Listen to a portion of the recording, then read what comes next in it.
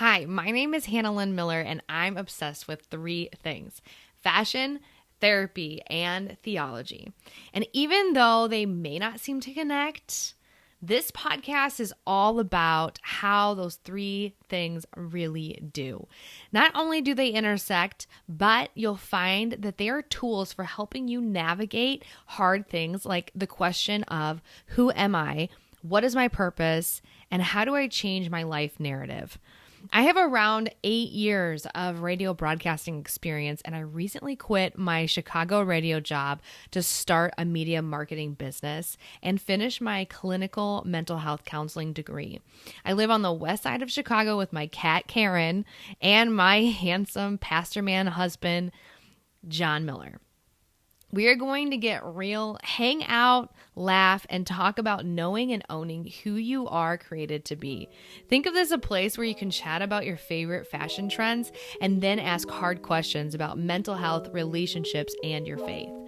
So basically, we're going to cover all the things. Most importantly, that your identity is covered in what Jesus did on the cross for you. What did I do wrong? You're wearing a t-shirt. This is a video podcast. You know who James Dean is? Yes. You wore the shirt all the time, and he was like smoker and like sexy man. So I'm just looking like James Dean. So you have this Thor mug, and when we watched the movie, because what's the movie called? I always forget the title. The one that we just watched? Yeah, last night. night. Oh, yeah, because we're recording this before it's going to be aired. Yes. So for y'all, when you actually hear this thing, it's going to be way later on. But it just came out, and it's Thor, the new Thor God and Thunder movie. Yes. So or we watched Love and Thunder. Love and Thunder. Thunder. Yes, we watched it last night, and there's a point in the movie where Thor comes out, and I don't know, he's talking to the Natalie Portman character. Mm-hmm. And he has like a mug. Why is your mug all the way over there? I'm going to model the mug now? Do you want me to keep my cup all the way over here? I'm just deciding if I need to put any more seltzer in that. Okay. Well, but there's a point in the movie where he comes out and he literally has the same exact mug.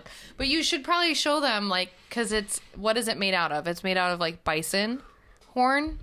I think so. It was like the outer layer is supposed to be bison thorn. And I put it in the microwave. I put it in the dishwasher and it cracked. Yeah. Anyway, it was a gift for my brother for being at his wedding. Yeah, I think that's a really cool... A groomsman gift. I know, and it just looks so legit. And you thought it was funny because Thor had one in the movie that looked just like it. I know. It was, I don't know, it was cool. I really liked that movie. I liked it. Probably because it has more of like a love story because it's... Yeah, it was... I didn't think it was that creatively written. I mean... Uh-huh. I guess I don't want to do any spoilers here, but I guess it's going to be August. It's going to be August, and you watch it by then. The plot's just not that good. Okay. The plot wasn't that good. I thought it was really cute. I thought it was fun. The movie was not bad. I was entertained. Mm-hmm. There was some fun parts. There were some good characters. Mm-hmm. Overall, I thought the writing was a little lazy. Okay. That's my opinion. I liked it because I felt like the Natalie Portman character reminded me of me. You just like Natalie Portman. I like Natalie Portman a lot Do I as an remind actress. You of Thor? Yes, 100%. The hair, just all the things. I feel like you just remind me of him. Okay, well, I don't have a hammer. No, we got to get you one. You have the mug. Now we just need to get you. That was so funny. Okay, okay. Is this what you want to talk about? Is this what you had me on? I'm sorry. Is this why I had you on since I'm the host? No, I wanted to talk about, since this is going to be airing in September, which is our wedding anniversary is in September, and this will be airing. And so if you're listening right now, the next day is our wedding anniversary. So I wanted to kind of talk about a few things that's gonna be like memory lane-ish for us. And what are you gonna say? So this is September 21st? Yes. Okay. It's a Wednesday. Yeah. I know that because I looked up our anniversary. Oh. We're making plans. Yeah. Do you know what we're doing on our anniversary? Yep. Do I know what I'm doing on my anniversary? Yep. Remember, we're going to celebrate the weekend before, maybe, because I'm going to be gone the weekend of our anniversary this year. Yes, that's true. Compromise. You scheduled our wedding. Yes. We could talk about that, too, how that was the first, scheduling mishap we've had. But you could tell that story because you thought I handled it well. You did. So what happened is John didn't tell me that disc golf was such a big deal in his life. I didn't really go with him. That's not what happened, but keep going. It's not disc golf. It was a particular weekend of disc golf. Well, I know, but disc golf is you really enjoy it, and you do a lot more of disc golf today, like now.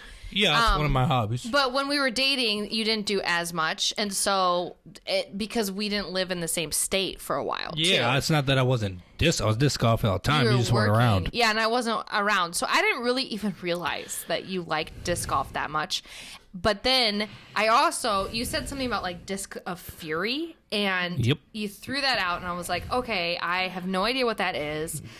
Sure, whatever. So I remember you mentioning it. Yeah, that's right, because you were like, John, what about this date? And I said... Disc of Fury. I said Disc of Fury is that weekend, but it's going to be fine. Because there's no perfect date for a wedding. You're never going to plan it. You're never going to please everyone. But I thought it was really sweet because this is something that John has done every single year with, mentors from high school. Kind of, yeah. So it's they're all about 6 to 12, 15 years older than me. Mm-hmm. And there's a group of friends from my high school that were adult leaders in my youth group. Yeah. A couple of them that I knew. And it started as a bachelor party when they were 18. Wow. And they go camping, disc golfing every year. So this is they're getting up to the 20th year. Wow. Before too long. And then they just let you come with Well, they them. invited me back when I was I'm still the youngest member of the group. But they invited me when I was 18 or 19, and I've been going ever since. So the first time I missed it in 6 years was our wedding. And if I would have known that, I think I would have changed the date. And I'm glad I didn't, but you didn't make it a big deal, which I really appreciate looking back because I think you handled it really well. Because now, going forward, I want you to still prioritize that time with the group of guys because I really like that group of guys. And I think they're awesome and that they've really poured into you. But now, looking back, I'm okay, he has always prioritized me first, because you didn't make that one time a big deal. Yeah, that's fair. But the issue I was ready to get married. Yeah, well, that's cute. The issue is, though, that weekend still is the same weekend. The issue is every year now we have to try to coordinate our anniversary with that. With the Disc of Fury. The good news is it changes because we always do the last weekend of September, and it changes now because after this year, the last weekend of September is the 22nd. Okay. So I think we won't have an issue for another 8 years. Okay. Yeah, so calendar it won't always actually moves one day. be on the day of our anniversary, which is nice. But this year it's not a huge deal because it's not on the day, but it's still the day before I leave. So yeah. So that was our first big, I think for John, big compromise of not making something a big deal that kind of was. Yeah, and then all the guys that were good friends of mine, who you were we should invite to the wedding. Yeah, I was we're not inviting those guys to the wedding because I knew their wives would make them feel bad if they didn't go. Then they'd have to miss out. So you didn't even tell them about the wedding on purpose. I didn't invite them. I told them they're not invited. Didn't know any of this stuff because I didn't want to. I got you guys. Don't do that. I wasn't gonna mess up Disc of Fury because of going to a wedding.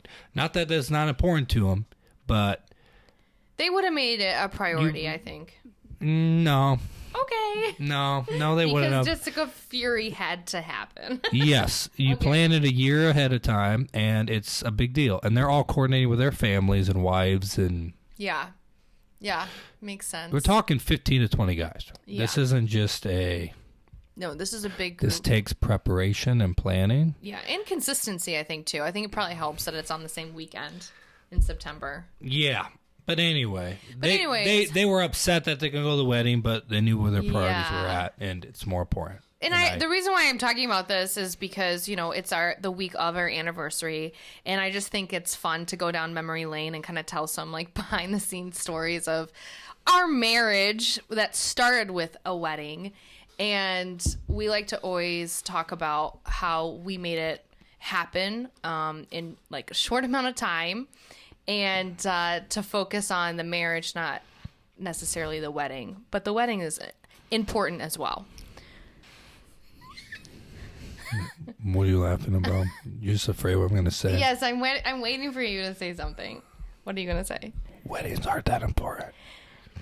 So how would you recommend somebody like who is newly married, maybe guy or girl, whatever, and what do you think is priority for a wedding? Let's talk about wedding first.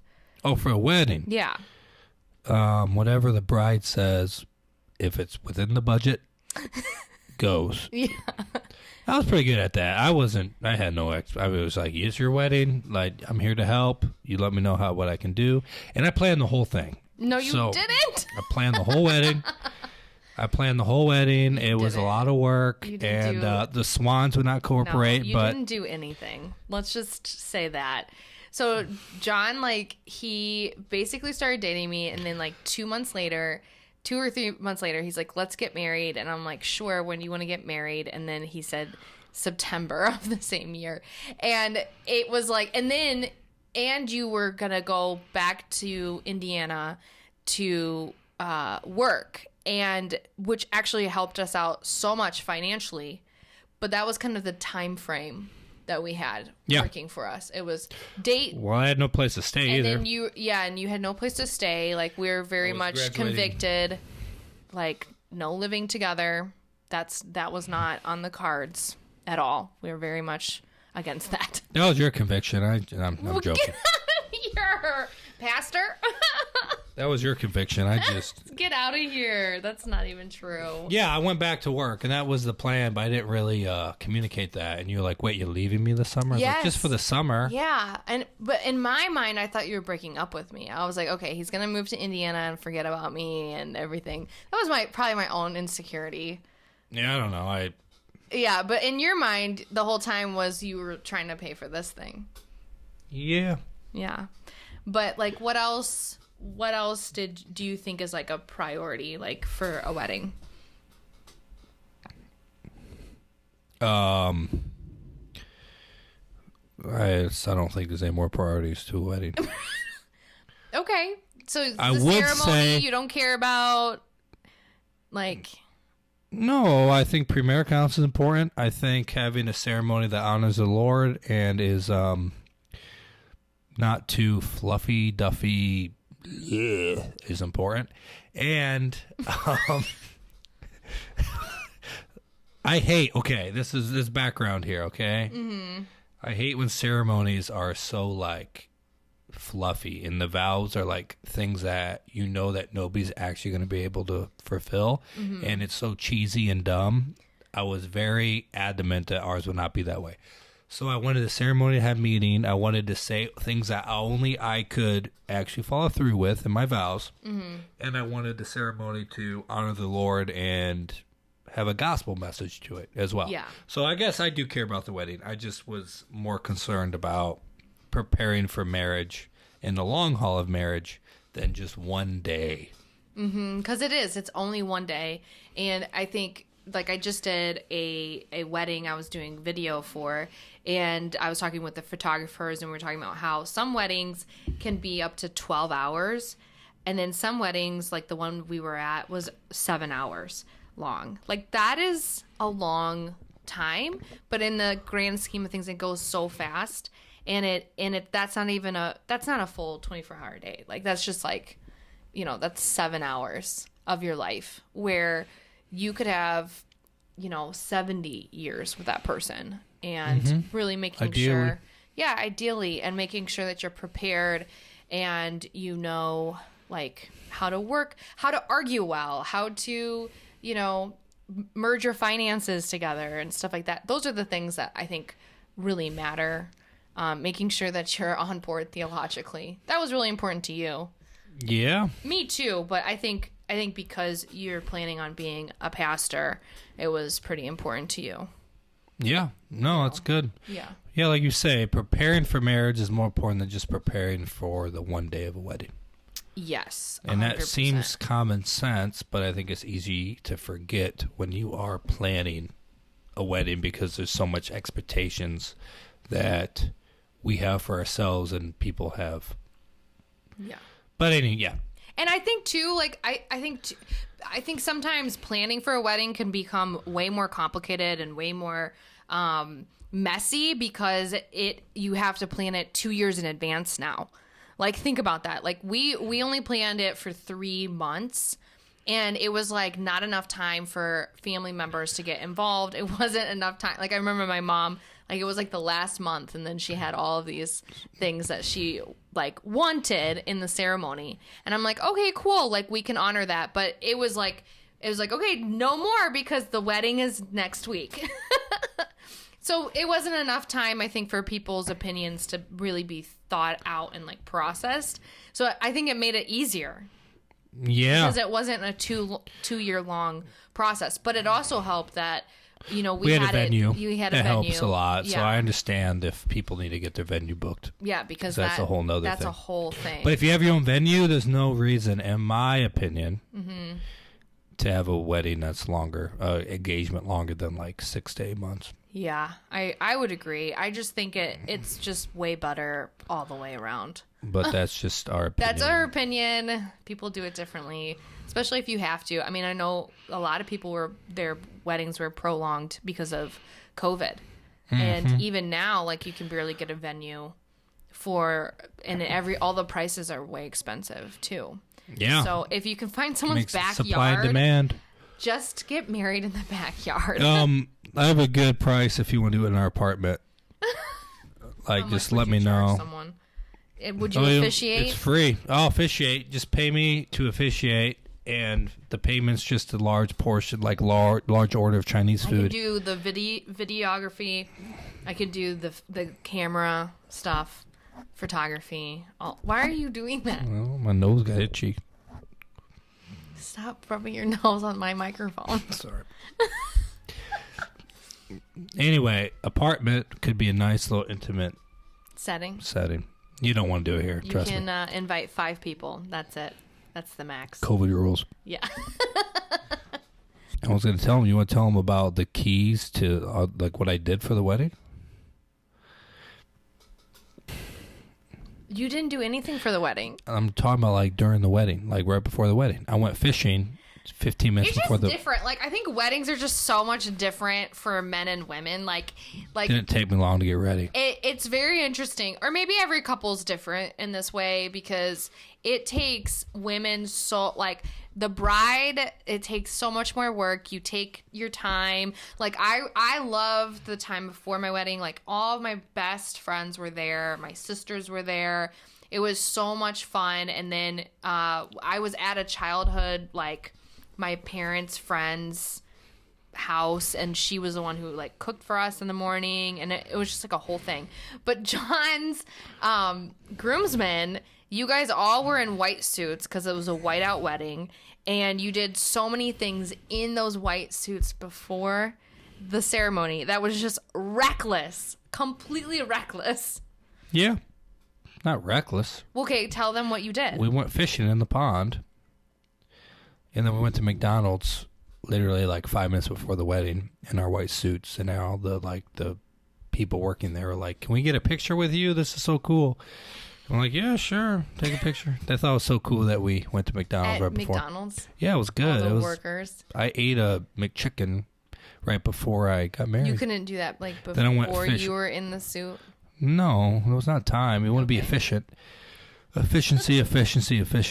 And then we went fishing because like we were right. The wedding was like right in front of your parents' pond at the time. Mm-hmm.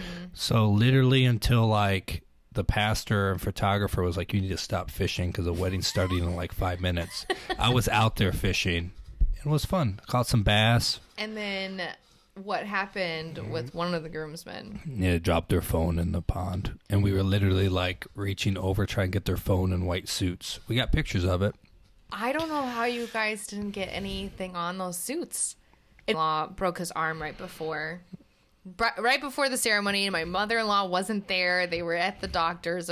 I don't know how she got in and out of there so fast. He broke his arm. He was in the wedding. They're like, in the wedding. She's like, you need to do a white cast because everything is white. So I did hear about that, and I was like, oh my Lanta, that's crazy. But yeah, it was like a beautiful day. It was so much fun. I'm a lot more like, I wanted it to look a certain way. I was a lot more like planned out. I talked to the venue. I wanted pizza, wanted it in my parents' backyard. I wanted everyone to be wearing white, even Grandpa Miller in his white shorts. Oh, yeah. I didn't realize it was so hard for men to find white pants. It's not easy. Yeah, because that was the thing that we heard the most about. Yeah. The photos were beautiful. Yeah. How did you prepare for marriage? The long haul marriage, specifically, that you would give as an advice for other people engaged now or looking to get engaged? What was very helpful for you? What did that process look like? I think the biggest thing that I would always advise people is to have like people in your life to speak into your relationships. And I think that's really helpful even after you get married, just because people know you, and so marriage is really stressful, especially the first 2 years.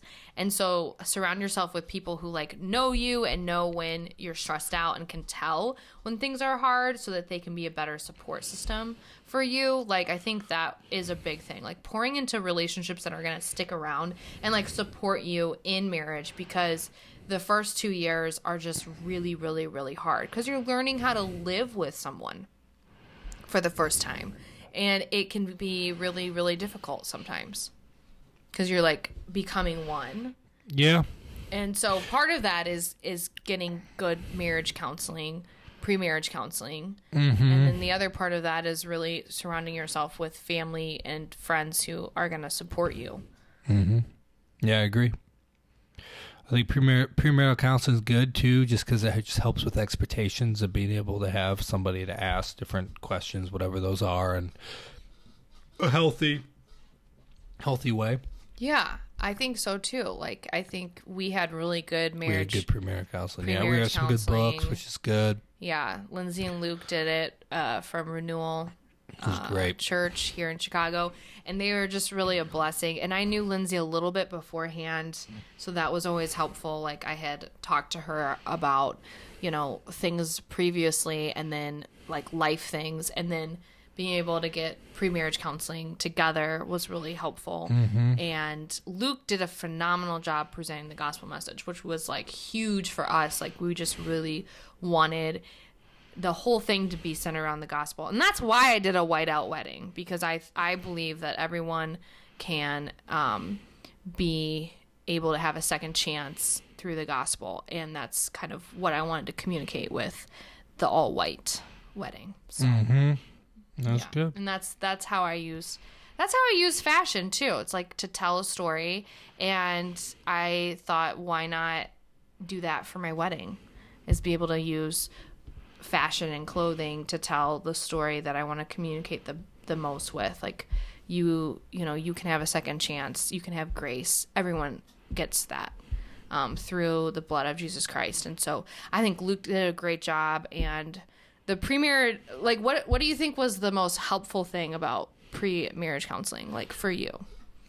Just having a place that we could talk about, like having a party.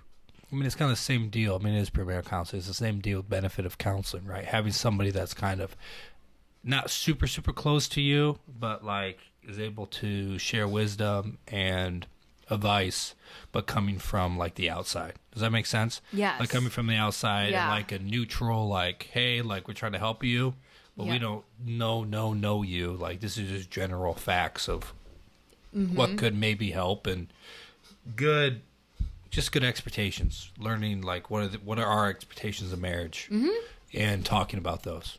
Yeah, and I think and I don't know, I think that this is a really good thing if you ever do pre-marriage counseling, if you are the one doing the pre-marriage counseling for a couple, like you should talk about sex at some point. Like I think that was really helpful for us, especially, when you're a Christian couple and, this is all going to be new for you.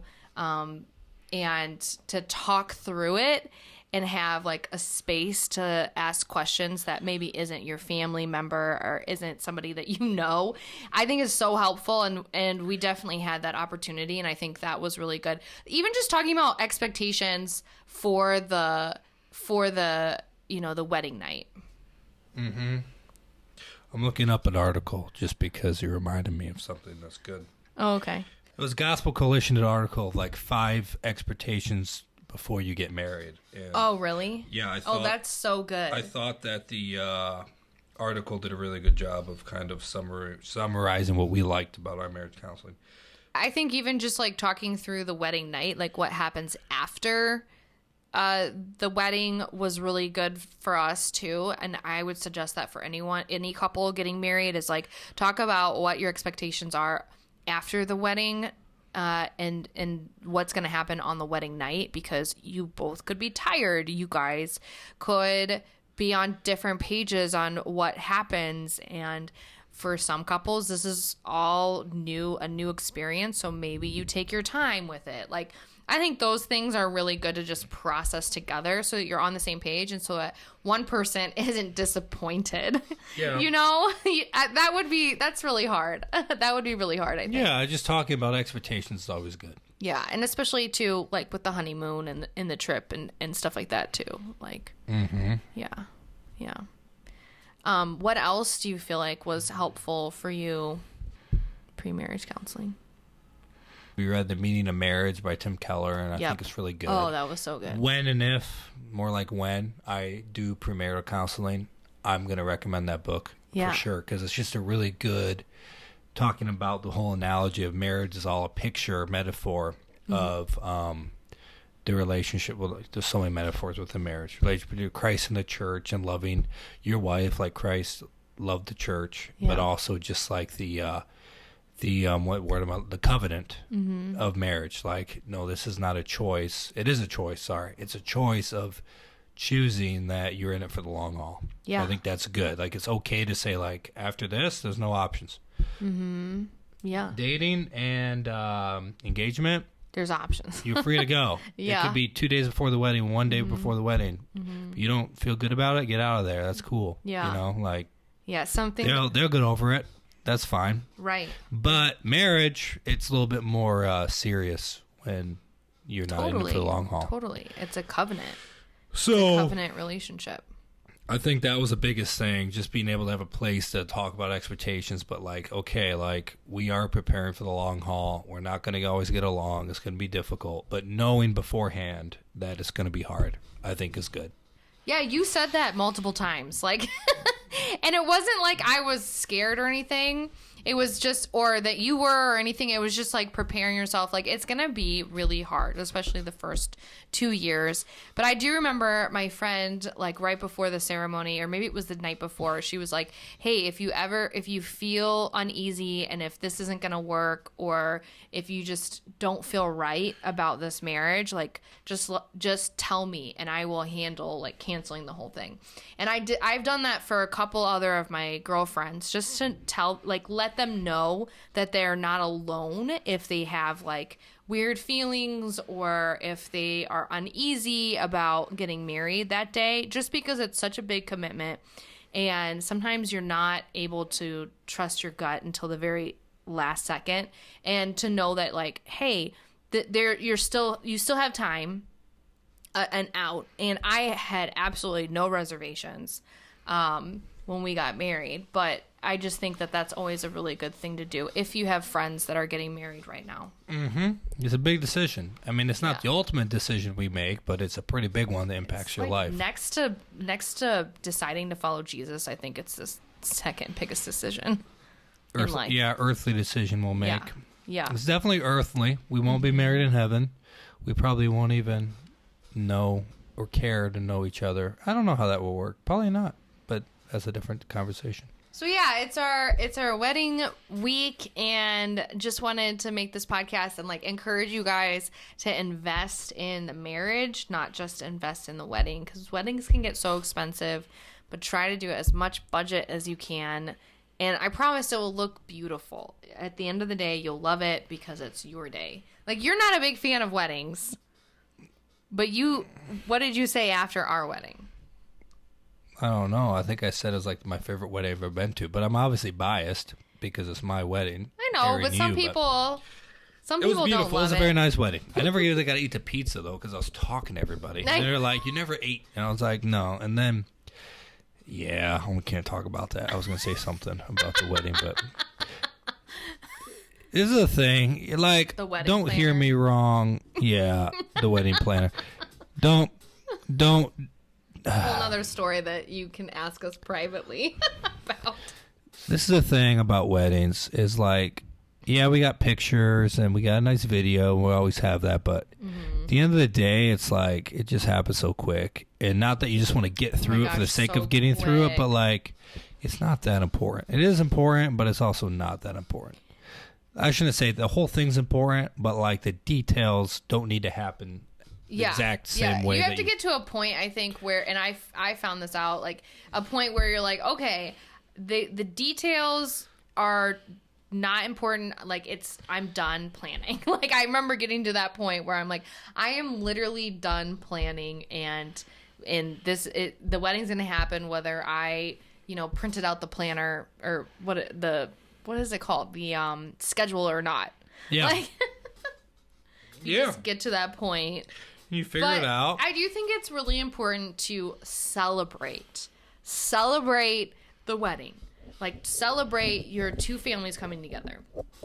Celebrate that God answered your prayer. Like if you're praying for a spouse, like celebrate. And that's the party.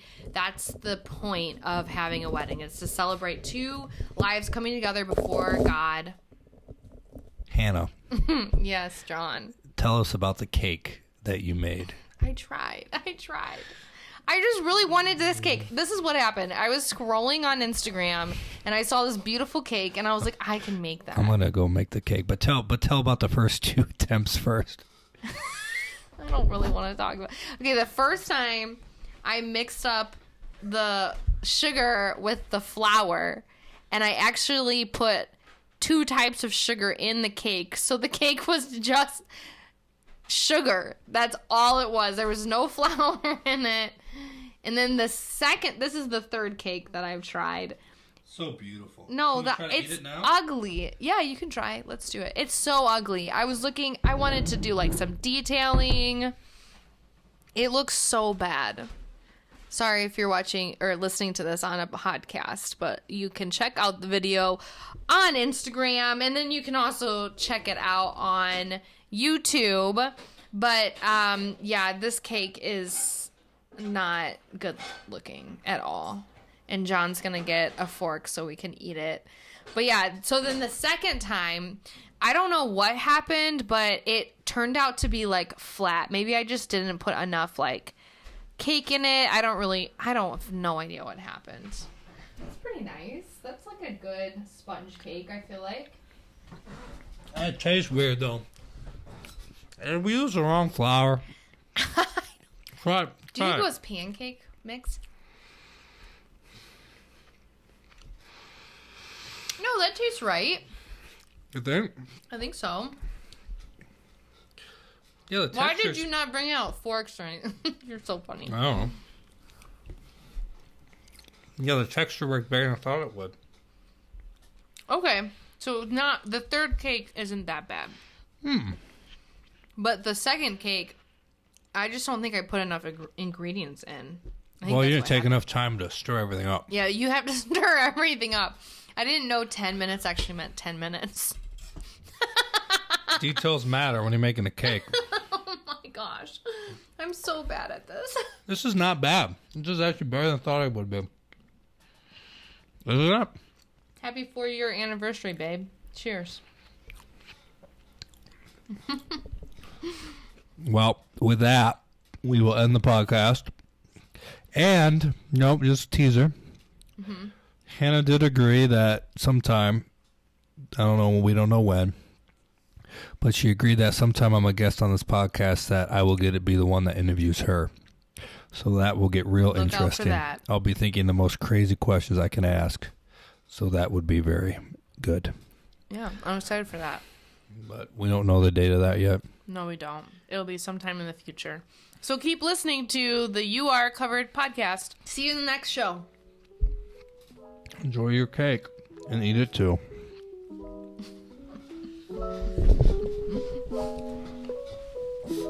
Was that good? Thanks for listening and watching. Can you make sure that you are subscribed so I can see you again? Make sure you're subscribed to the You Are Covered podcast wherever you're listening or watching this show, and take some time to review it on iTunes. This goes such a long way. I know it takes like a few seconds to get there, but it really matters, and I would so appreciate it. It goes a long way, and it helps us build a community here in the digital space. So thanks so much ahead of time. As always, know that Jesus got you, girl, and you are covered. Be blessed.